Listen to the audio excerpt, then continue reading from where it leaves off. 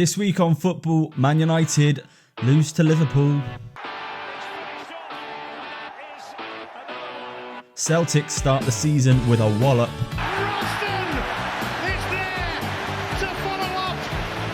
Haaland's hat-trick.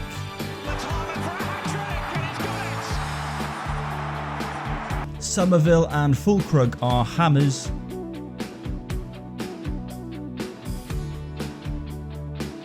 Conor Gallagher joins Atletico Madrid.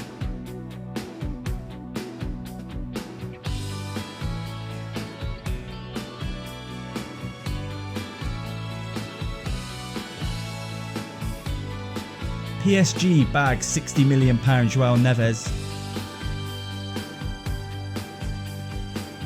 And Goalpost TV are back, and we're back with a bang.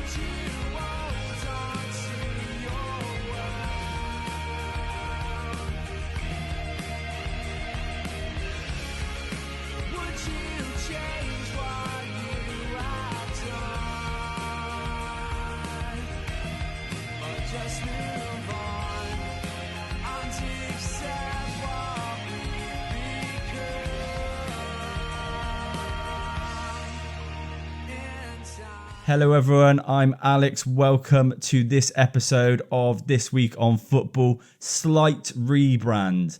Goalpost TV is your umbrella. Everything underneath, all of the little podcasts will be done separately. So this is This Week on Football, where I'll be telling you loads about football, but mainly stuff that are current events. I'll be keeping track of things, predictions and fantasy football as well. There are going to be a couple of other changes. So there's going to be also goalposts for jumpers where you may see a few guests. You'll also see Baker and Vince as well. Vince is doing his own podcast. It's a Man United one. He's a big Man United fan. So if you're a United fan, go and follow him. That's This Is United. He'll be on TikTok under Vince Goalposts at the moment as well, if you want to go and see his clips. Me, I've got a few things coming up this week. I'm going to be doing some fantasy football. I'm going to be doing my weekend treble next week. So that first weekend treble starts next week. So make sure you're there with me next week. I do want to start off by asking you guys a favour. That favour is to ask if you can go ahead and hit that like button just below. I would really appreciate it. You have no idea how much it means to us. Just a one like, we'll get maybe 2 or 3 likes an episode. But the difference it makes in terms of pushing our YouTube channel out to various different people who've never heard of the podcast, it makes a massive difference. If you're listening, go ahead and subscribe if you haven't. If you want to rate our podcast on Spotify or on Apple, whichever medium you're listening to, we do appreciate it as well. Enough begging, I will get straight into fantasy football. If you are struggling with keeping on top of your fantasy Premier League team and you are struggling to keep on top of transfers and substitutions and captain changes, I've got the solution for you. This game method, and you may have heard me talk about this previously if you're a regular listener, is called Day One Football Fantasy. So Day One Football Fantasy, that is the idea behind the laziest approach to fantasy football you can take. I started it a few years ago with one of my friends called Tom. Me and Tom have been battling it out against each other, and we find it really fun because we don't actually have to put too much effort into it, but we can keep track of our players that we pick at the start. So essentially the premise is you pick a team at the start of the season, no transfers, no substitutions. You can captain one player and you can't change it throughout the season. If a player that you've got in your team is transferred out to a different league, tough. You've got to deal with it, but that's what makes it fun. You pick your team, you stick with it, and you watch it throughout the season. No transfers, no substitutions, no triple captains, by the way, either. I've created a league. That league is going to be strictly for Goalpost TV viewers. If you come across this video or you come across this channel, feel free to jump in. I'm going to put the link below. It's going to be somewhere here.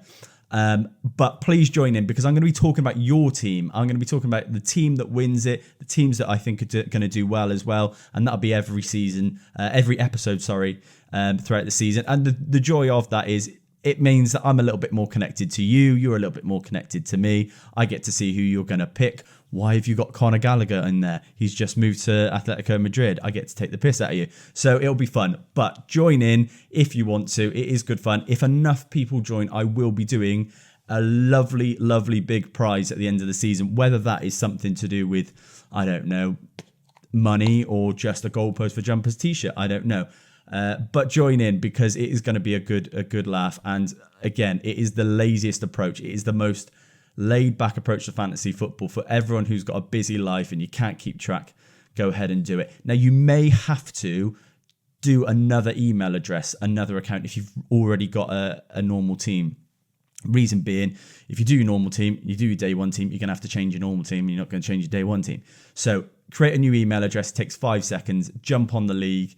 Get in. I will be looking out for you cheaters, so no cheating. And the beauty of Fantasy Premier League is, as the admin, I can find cheaters. If you do try and captain someone different, or you try and make a substitution or a transfer, I will be watching. I have eagle eyes. I have big eyes. I have eagle eyes. I'll be watching. So don't do it. But yes, it'll be good fun, and hopefully I win, and I get to prove that I am the day one champion. To be honest with you, I've been doing this for so long, I've probably lost, I actually don't know how much money to Tom, because Tom beats me every year. We expanded it last year, and I've been doing it with a few other people, and they've really enjoyed it. So yeah, jump in the league, join in with us. It'll be good fun. I am really struggling, by the way, because it is about 30 degrees in here. So if I'm drinking a lot of water, I apologize, but I've got to stay hydrated. Anyone who watched last week's episode, it'll be last week's episode now, you might have seen Baker sat in this seat right here, and the progression of his sweat throughout the episode was quite remarkable. I've worn black. I'm sticking to black because, Jesus Christ, if you saw it, it was embarrassing. I am just equally as hot and sweaty, but you can't see it until I told you. I'm going to reveal my day one team, by the way, next week. So I'm not going to do an early reveal. I'm going to do it next week. So if you are already listening to this, make sure you stay tuned up until next week, where you see my day one team. And hopefully we can do a reveal for all the people who have also joined as well. And I'll be going through your team. So it should be quite fun. I'm sorry. I'm not sorry. I'm hot. Let's do some season predictions. Last season, I did some predictions right at the start, and it was a little bit like I was really struggling. I didn't know who to call, and I think I got a couple that were all right, but others were miles off in League 2 and League 1. This season, I've done my research, and I really think, I'm not going to say this is the treble, but this could be the treble that you do for the start of the season. The winners of League 2, League 1 and Championship. Starting off with League 1, I've gone with the winners, Chesterfield. I couldn't believe the strength of that squad. Obviously got promoted last season up to League 2 from the National League.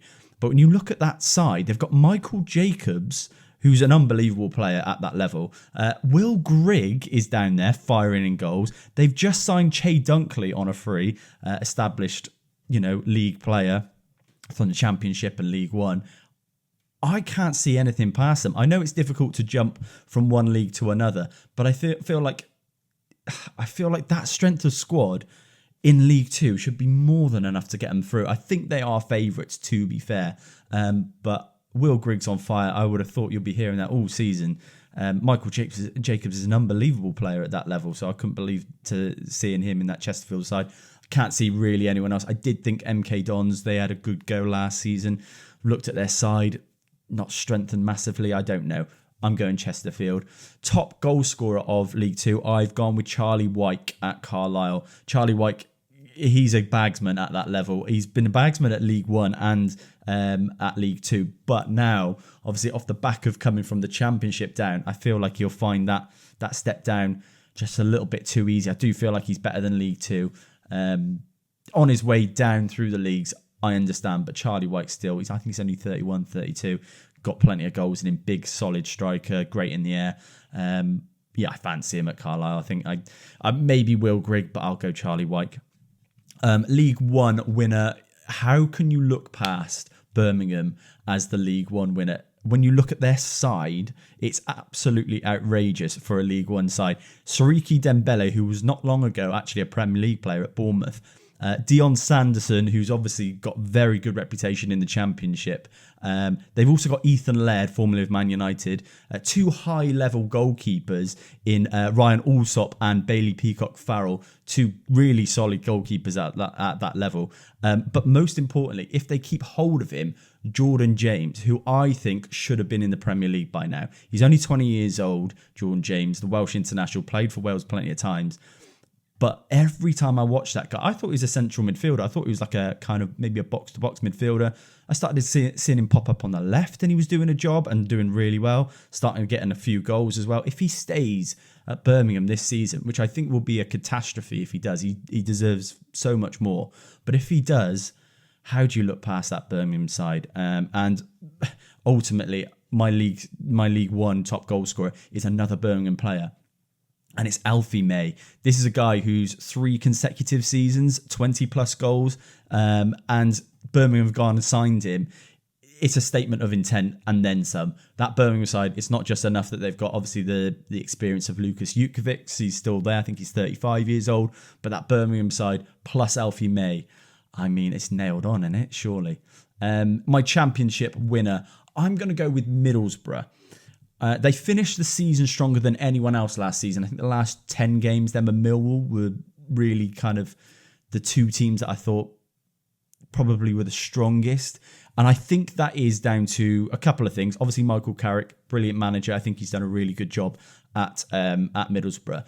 But there's strikers finding their feet. And that striker is Emmanuel Latelat. And he scored, I think, 16 goals last season. But majority of them came in the last 10-15 games. He was absolutely on fire. He's an Ivorian. Where did he play previously? I've not really heard of him until last season. He come into I think it was his debut season last season in England. But I don't see anyone from that Championship that's going, when teams come down, like previously, Luton have come down, obviously, and all the previous promoted teams have come down. None of them look so strong that I can't see anything past them. Leeds have been marked as the favourites, but I think Middlesbrough got a really strong chance. Great manager, striker banging form. They've signed that Bergzorg, who had a really good season at Huddersfield last season as well. I do think Middlesbrough, if they don't get promoted, if they don't win it, then maybe they'll get promoted and go through the playoffs. I don't know. I do fancy them. I do think they'll go well. Top goal scorer in the Championship, Haji Wright. Debut season last season, 16 goals, which is not bad to be fair, but he is such a dangerous player, and that Coventry side looks so dangerous. What Mark Robbins is building there, Coventry have been building really well, but when you look at the quality, the standard of their players, the players around Haji Wright as well, I do really fancy them. I think they've just signed Brandon Thomas Asante. Ellis Sims signed from Everton last season. They've got a really solid midfield as well and a defence. They showed that they can go as far as the playoffs the season before. Can they push for promotion this season? I do fancy them. Let's move on to the Premier League. I am really hot. I'm so sorry, guys. It is absolutely roasting. I was looking at my thermostat the other day. Typically, thermostat's going to be 22 degrees in here at maximum. And the episode we did with Baker was 29.5 degrees. It's now 26, so not too bad. But this is summer in England. This is what it's all about. You get nothing all year, and then when you try and escape from it, your house is so well insulated, you feel like you're actually going to die, and you need about 15 fans. And it lasts for about a month, and it's all clouds. Sick of this place, man.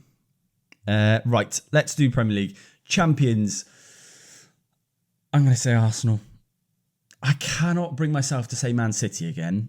I can't bring myself to say Liverpool, and I don't think Liverpool, new manager, I think there'll be a little bit of a... I don't know, there might be a little bit of a new manager bounce, and it might be like, oh yes, new style and things like that, but could they nail it, and could Arne Slot get it nailed on first season? I doubt it. Arsenal have been arguably, well, they have been the strongest side outside of Man City for the last 2 seasons. Mikel Arteta's got a fantastic energy about the squad, a togetherness, and player for player, they might not be the best team in the league, but I think there's something about them. The defence was immaculate last season, and I do think Arsenal will go again this season and finally get that title. Player of the year, I've gone with Bukayo Saka. I think it is time he got his dues, and obviously you've heard me talk about it at length before, so I won't go any further other than Bukayo Saka. I think it's time he got, I think it's time he got recognised for being the world-class talent that he is. I think if Arsenal do win the league, he'll be a big part of it. Top goal scorer, it's hard to look past Haaland, isn't it, really? I mean, I want to.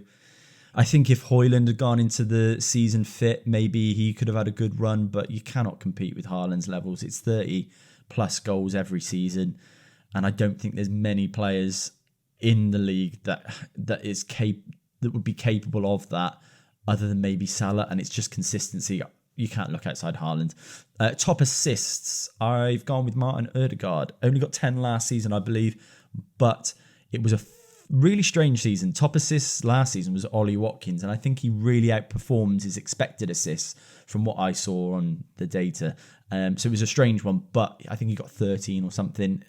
That's what the flash scores have got it down as, what the Premier League official has got it down as that. I don't think it'll be him again. I do think someone like Cole Palmer, Ødegaard, Bruno Fernandes, if De Bruyne has a full season, maybe he'd be the one. But considering I've said Arsenal go and win the league, maybe Martin Ødegaard with the most assists. Top team with clean sheets, can't look past Arsenal. Same back four going into this season, but with the addition of Calafiori, who had a great Euros, had a great season at Bologna just gone, is a good signing. I don't know how he fits in there. Does he play left centre half instead of Gabriel? Does he play left fullback and Ben White pushes up and they move to a back three? I don't know how Mikel Arteta is going to do it, but it'll be interesting. I don't think they've weakened, they've only strengthened there. So yeah, can they go again? I would have thought so. Young Player of the Year. This one was difficult because Young Player of the Year typically is a player that you don't expect to come and just comes out of nowhere and rips up the league at 18, 19, 20 years old. Last season was a little bit, well, could it have been him? But I think this season it will be him, and it's Kobbie Mainoo. I think at 19 years old, he will be one of the first names on the team sheet for Man United next season. Pretty much his breakthrough season last season, and he was absolutely incredible. Brilliant in the Euros as well for England. Just oozes class, no pressure. Just seems like he is built to play top level football. If Man United can do well, Kobbie Mainoo can do well, hopefully alongside. And it's one of those where I am always going to be slightly biased towards Man United and Man United players. I've tried not to be here, but Kobbie Mainoo, from a young player point of view, I think he's the best in the league in terms of a young player, like young, less than 20. Maybe Garnacho can have a good go this season, I don't know. Other than that, maybe Amad Diallo, but he's 22. I've gone with Kobbie Mainoo from Man United, and I think he'll be the young player of the year, hopefully. Relegation. Let's have a look. I've gone a little bit different, but kind of also the same. I think bottom of the league will be Southampton. I don't see enough from them in terms of strengthening, and a team that really didn't impress me massively in the Championship. You know, there's a few of those teams that actually did get promoted that were just kind of trying to give it away all season, trying to run themselves out of contention every single game. Southampton under Russell Martin, don't get me wrong, Russell Martin, love him as a manager, think he's brilliant. I just don't think teams nowadays, and I'm going to contradict myself in a second, but I don't think teams nowadays, unless you really strengthen heavily, get proven Premier League players, I think you'll find it difficult. That Southampton team obviously was a bulk of proven Premier League players. They've started to kind of dissipate now. They've been out of the running for a while, and I don't know. I don't know if they'll have enough. At 19th, I've gone Brighton, a team that has done obviously so well throughout the past 4, 5, 6 years. Graham Potter, and then obviously Roberto De Zerbi as well recently. Change of manager. It's a 31-year-old German manager who probably most people haven't heard of, Hürzeler. He is a German manager who managed St. Pauli, I think, last season, got them promoted to the Bundesliga. It's an unknown, and I don't feel like Brighton, when there's always a team that does well, and then something doesn't click for them, and then they fall off. Maybe the change in manager will do that. He's obviously a really ambitious guy, this manager, and at 31, it is impressive. I think he's the youngest ever Premier League full-time permanent manager. So, yeah, be interesting to see, but I don't fancy Brighton this season. 18th, I've gone Leicester. Steve Cooper's Leicester. Just don't fancy it. They've lost their best player. Kiernan Dewsbury-Hall's moved to Chelsea. Don't see enough in terms of strengthening and solidifying that side. Steve Cooper has had some good times and some bad times, but a lot of bad times, specifically with Forest as well in the Premier League. I don't know if he's the right man to keep them up. It's tough. Any of these managers could easily get relegated with a team and not do badly. That's the way the Premier League is at the moment. You're not seeing absolutely horrendous teams.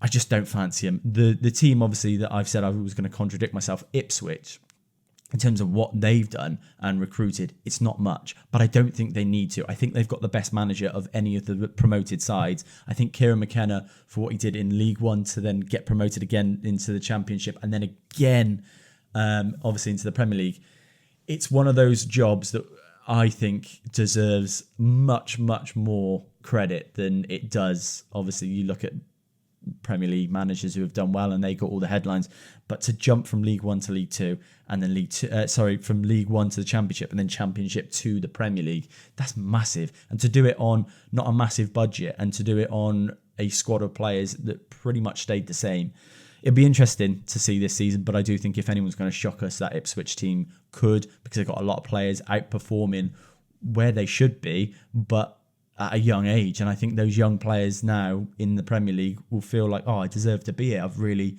carried this team through the divisions and, got my just rewards. Amari Hutchinson's a big one. I'll talk about him in a bit. That's my relegation team. Top four, I've gone second Man City, third Liverpool, and fourth Chelsea.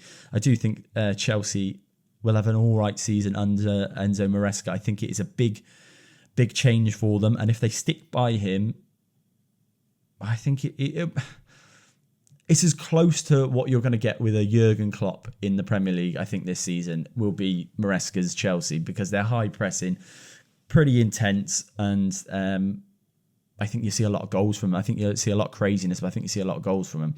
Next manager to leave, I've put Steve Cooper. I don't think Leicester are the type of team to stick with a manager if things aren't going the way they want it to. We'll see. Hopefully, obviously, you don't want to see anyone leave their job, but I think Steve Cooper at Leicester probably is the likely first manager to be sacked. Water. I'm going to do some players to watch. And most seasons, I've pretty much got nailed on who I really fancy, who's going to really kick on. And I'd like to say most of the time I'm right. It's quite a difficult one this year because a lot of the transfers are transfers for the sake of transfers. Because of the FFP, because of all these rules, it's like one team signs one player because they had to sign that player and another. It's just really strange. So, when a new signing comes in, it's really exciting. It doesn't feel like that. It feels like you're just passing players on almost like an NFL draft and it's just passing them for the sake of it.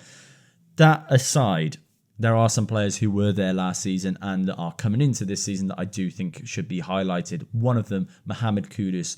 Debut season last season in the Premier League. 8 goals, 6 assists for Kudus. And I have a feeling he has got a lot more in his locker. West Ham, as a whole, a team that probably you'd expect on paper a really good side to be pushing top 10 and maybe top 8, top 6. I think they've recruited really, really well. Jared Bowen, obviously Lucas Paqueta aside, what a player, but unfortunately they're probably going to lose him for a while. But Jared Bowen, Mohamed Kudus, and then they've got James Ward-Prowse, solid players, Thomas Souček. They've just signed Max Kilman as well, and a really good goalkeeper in Alphonso Areola. I do think they should be a lot higher up the league than where I probably will predict them to be, but it's just one of those, you never know where they're going to go, and Mohamed Kudus will have a massive impact on them this season if he can continue that form that he found at the end of last season. He is a really special player, and I think he's just 23. He's not very old. I think he's a player that I would say he's a player to watch this season. If he can get 8 goals and 6 assists in his debut season in a really tough league, arguably the toughest in the world. What more can he do? I think he's got a lot more to give. Kiernan Dewsbury-Hall, mentioned him slightly earlier about his move from Leicester to Chelsea. 12 goals and 14 assists for Leicester last season. Magnificent for them all season. Enzo Maresca obviously used him beautifully. It was a no-brainer for him to then bring him with him to Chelsea. High pressing. He's got the engine, Kiernan Dewsbury-Hall, but he's got the quality and he's got the end product when it comes down to finishing and making that kind of crucial pass. I do fancy him. I think Chelsea will be a team that will create a lot of chances, as they did last season, actually, but they've got the players in there to finish. I think Kiernan Dewsbury-Hall, in terms of that energy back and forward, I think he's that step above Conor Gallagher. I know they're at different points in their career almost, where Gallagher's plays for England and Kiernan Dewsbury-Hall's been in the Championship. I do think Kiernan Dewsbury-Hall can do what Conor Gallagher did in a sense in terms of his energy, but his end product will be that much better. I fancy him to get plenty of assists this season.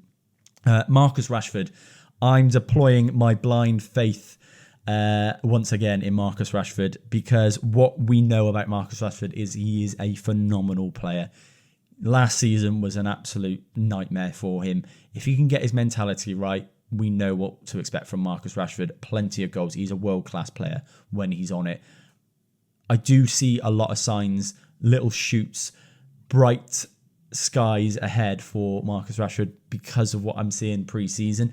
I said it previously on an episode with me and Vince that omission from the England squad this summer would have really hit him hard. It's one of the first times I think Gareth's left him out. I think he'll come back. I think he'll come back hungry, stronger, and he looks sharp. He looked sharp in that Liverpool game the other night.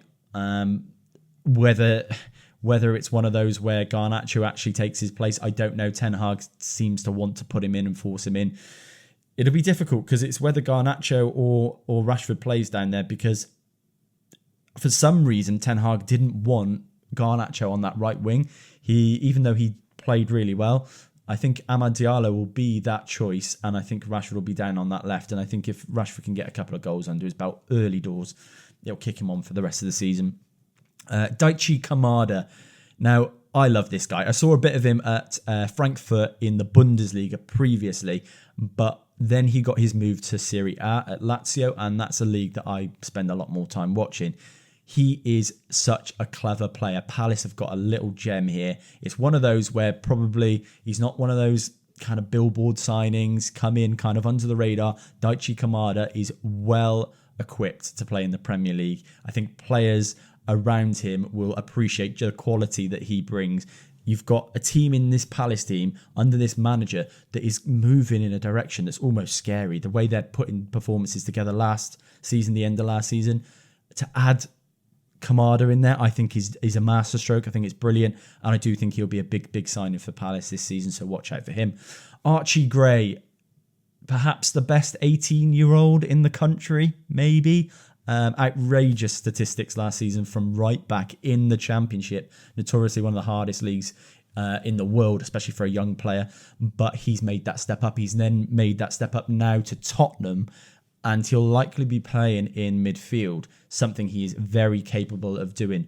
But an all-round player who can play right back, who can play central mid, he can play left back, he can play wherever you want him to. He's got that much quality.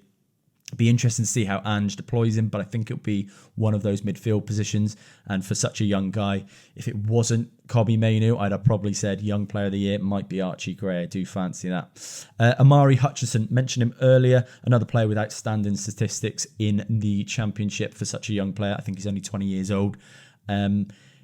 Left Arsenal for Chelsea. Chelsea then loaned him out to Ipswich, and Ipswich really got the best out of him.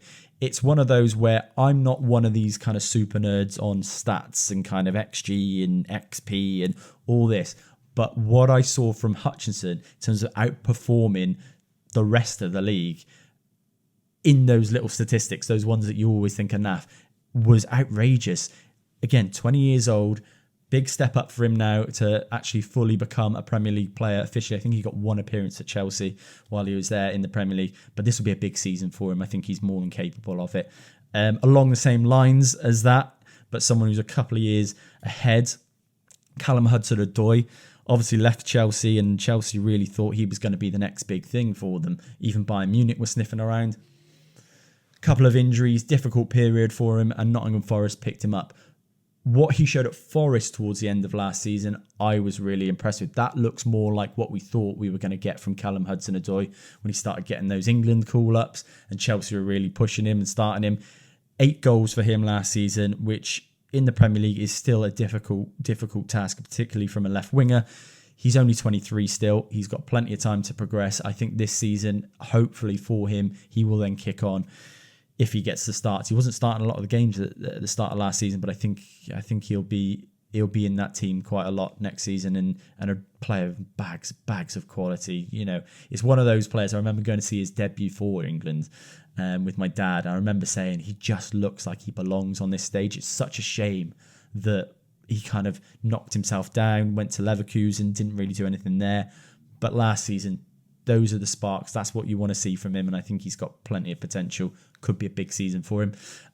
Jake O'Brien, massive season for him. Lovely signing for Everton from Lyon. I did see him a couple of times last season, not loads. I don't watch loads of French league, but I saw him start popping up with goals. He actually scored the goal in the Coupe de France final against PSG. A centre-half who I thought was playing right back, if I'm honest, but I think he can play in a couple of positions, but he'll be signed as a centre-half, played centre-half for Lyon. Under Sean Dyche, expect plenty of clean sheets, but he'll get on the end of crosses, and Sean Dyche loves a big ball into the box, plenty of set pieces. He could be dangerous, and expect a couple of goals from him, I think. Irishman, by the way, for anyone who doesn't know him, I think he's only 22, 23, something like that. It's not very old. Big move for him to go to Lyon. That is a big step for anyone to go to France and really try and find yourself a career. He's done that. £20 million from Everton. I think it's a good signing. Finally, Amad Diallo, mentioned him earlier. This season has to be his season. It's one of those where he's had his breakthrough moment last season, that goal against Liverpool, the winner, and that was unbelievable. One of the best moments a lot of United fans have had in decades. But it's one of those where he also now has to kick on. That can't be his ceiling. He has got another level. He showed plenty of it at Sunderland. With Anthony not really impressing, with Garnacho more likely to play on the left and Rashford playing on the left, there is a space there on that right-hand side. Palistri's kind of out of the picture as well. Amad Diallo has to nail down that position this season, and I think he will. Pre-season, he's been going really well. Couple of goals, one against Rangers, obviously his former club. I do think Amad Diallo has got that star quality. We just need to see a decent run of games. And we also need to see a Man United team that is performing and putting performances together, because it can't just rely on one single player to do everything. He has got bags of potential, and this season I'm hoping he does nail down his position, get a run together, and really show, this is why I came to Man United. I'm good enough. Same as what he was doing, picking up the ball, by the way, at Sunderland sometimes, just knocking it into the top corner. That is a player that is a level above, and we've got to see it this season. I think we will. Right, let's wrap this show up. It's been fun being back. I have enjoyed it. I've kind of missed being here. We're going to be doing plenty of podcasts, plenty of content this season. I'll be back this season every Wednesday, so we're going to keep to the Wednesday slots. You'll find me on here. You'll find me on YouTube, Goalpost TV. You'll find me on Instagram, Goalpost TV. You'll find me on TikTok. That is Alex Goalposts. Go and follow me on there. You'll see all the little clips if you can't be bothered to listen to the whole show. Make sure, if you haven't already looked at it, get onto that fantasy league. That code is EZHW8Y, all lowercase. If you're listening, get straight on that Fantasy Premier League. Get a new account sorted, new email address. Put your team as day one, join that league, and hopefully we'll get some prizes for you. And I'd love to talk about your teams and your decisions, because I'm fascinated by everyone's opinion on football, and not just my own, because, half the time I just speak to the camera by myself and I've just got my own opinions bouncing off me, and most of the time I'm an idiot. Stay tuned this season, guys. I'll be back next Wednesday and every Wednesday for the rest of the season. Thanks for joining me.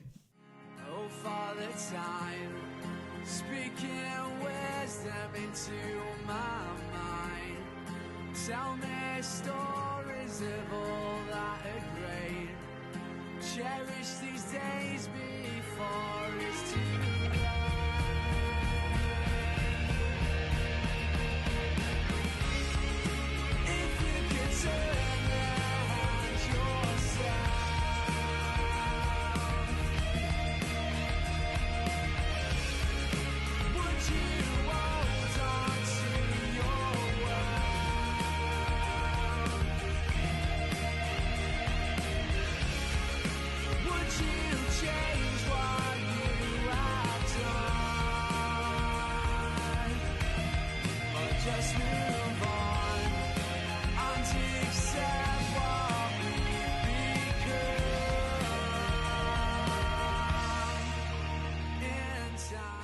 That league code is all lowercase EZHW8, the number 8, lowercase y. Join in, join the fun, and I'll be talking about your team, I'm sure, next week. I was in the club. Where was you though? Spinning my feet. Sweating like a lizard.